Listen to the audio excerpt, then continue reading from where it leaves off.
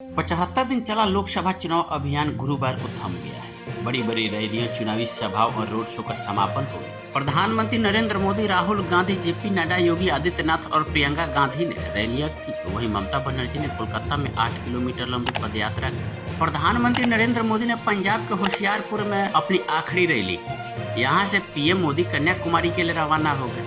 यहाँ पीएम 45 घंटे तक ध्यान लगाएंगे। 1 जून दोपहर 3 बजे को वहां से पीएम रवाना होंगे। 1 जून को उनकी सीट वाराणसी समेत 8 राज्यों सीटों पर वोटिंग है। इस वजह से विपक्ष उनके ध्यान को आचार संहिता के खिलाफ बताकर विरोध कर रहा है। 7 चरणों वाले लंबे चौड़े चुनावी कार्यक्रम के दौरान सभी पार्टियों के दिग्गजों ने खूब जोर लगाया। इस दौरान पीएम मोदी ने 172 रैलियां और रोड शो किए। अमित शाह ने कुल 188 रैलियां रोड शो किए। पार्टी के चुनावी कार्यक्रम भी इसमें जोड़ लिए जाए तो संख्या 221 है। शाह ने पूरे चुनाव में हवाई मार्ग और सड़क मार्ग से 1,10,000 किलोमीटर को कवर किया। बीजेपी अध्यक्ष जेपी नड्डा ने 87 रैलियां। वहीं विपक्ष की बात करें तो राहुल गांधी ने 107 रैलियां और रोड शो किए। अखिलेश यादव ने 69 रैलियां और रोड शो किए, जबकि ममता बनर्जी ने 61 रैलियां और कई रोड शो और पदयात्राएं की। नड्डा ने 2 अप्रैल 2024 से 30 मई 2024 तक 23 राज्यों और 4 केंद्र शासित प्रदेशों का दौरा किया।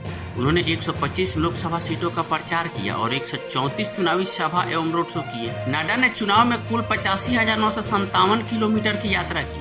वहीं रक्षा मंत्री राजनाथ सिंह ने इस चुनाव में 101 चुनावी इवेंट किए।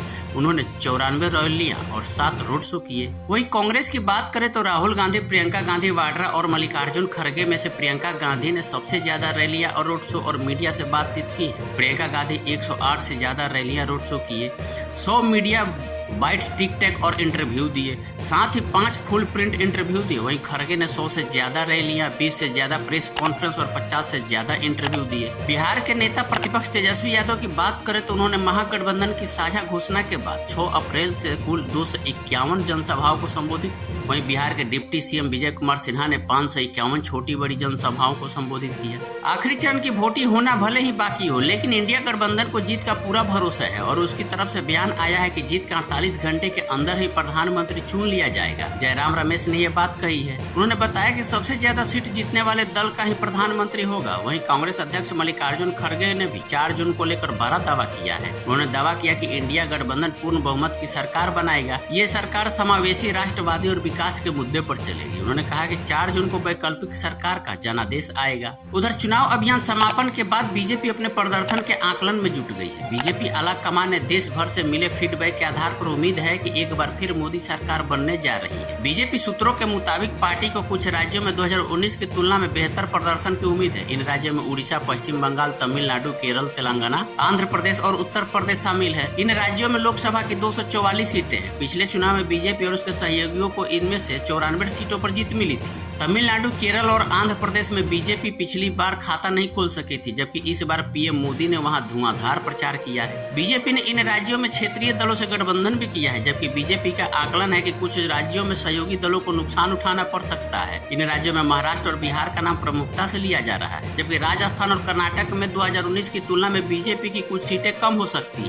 कर्नाटक में बीजेपी ने पिछले बार 28 में से 25 सीटें जीती थी और एक निर्दलीय सांसद का उसे साथ मिला था, जबकि महाराष्ट्र के 48 में से बीजेपी ने 25 सीटों पर चुनाव लड़ा था, जिनमें से उनसे 23 सीटें जीती थी। बिहार में पिछली बार बीजेपी और उसके सहयोगियों ने 40 में से 39 सीटें जीती थी। वहां बीजेपी को खुद अपना पिछला प्रदर्शन दोहराने की उम्मीद है। वहीं उनके नेताओं को लगता है कि सहयोगी दलों को कुछ सीटों पर नुकसान हो सकता है। जनवरी में राम मंदिर के उद्घाटन के साथ बीजेपी का आत्मविश्वास चरम पर पहुंच गया।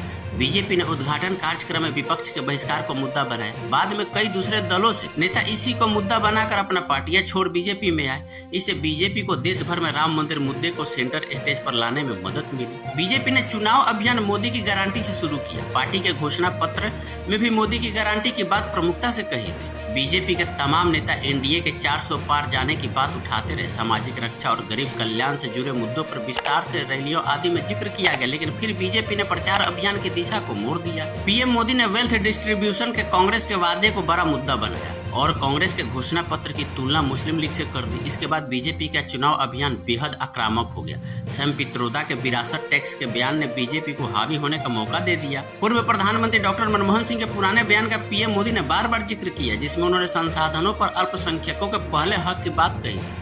पीएम मोदी ने कहा कि ये मां बहनों का मंगलसूत्र भी नहीं बचने देंगे। उन्होंने पूछा कि क्या लोगों की मेहनत का पैसा घुसपैठियों को दिया जाएगा। विपक्ष के नेताओं ने कहना शुरू किया कि बीजेपी 400 पार की बात इसलिए कर रही है क्योंकि वह संविधान बदलकर दलित आदिवासियों का आरक्षण खत्म करना चाहती है। लेकिन इस चुनाव में हर दल ने अपने अपने दावे किए हैं। बीजेपी ने इस पर पलटवार करते हुए मुस्लिम आरक्षण का मुद्दा उठाया और कहा कि जिस तरह से शैक्षणिक संस्थानों को अल्पसंख्यक संस्थान घोषित कर वहां से SC/ST आरक्षण खत्म करने की कोशिश हो रही है। इस बीच पश्चिम बंगाल में हाई कोर्ट का फैसला आया जिसमें मुस्लिम OBC के आरक्षण को खत्म कर दिया गया। इसने भी बीजेपी को आक्रामक होने का मौका दिया। प्रचार अभियान समाप्त होते होते शुरुआती मुद्दे गौण होते नजर आए। शुरुआती चरणों में कम मतदान ने भी बीजेपी को चौंकाना कर दिया। इसे विपक्षी पार्टियों ने दावे करने शुरू कर दिए कि एनडीए बहुमत हासिल नहीं कर सकेगा। बहरहाल अब जनता का फैसला EVM में कैद हो चुका है। 4 जून को पता चलेगा कि किसके दावे में कितना दम है। 2 दिन का इंतजार कीजिए। करीब तारीख को जब 7वें चरण यानी अंतिम चरण का जब वोटिंग हो जाएगा तो शाम को एग्जिट पोल आने भी शुरू हो जाएंगे। उससे भी थोड़ा बहुत अंदाजा मिल जाएगा कि किसकी सरकार बन रही है। तब तक इंतजार कीजिए और वीडियो अच्छा लगे तो लाइक, कमेंट और सब्सक्राइब चैनल को जरूर कर दीजिए।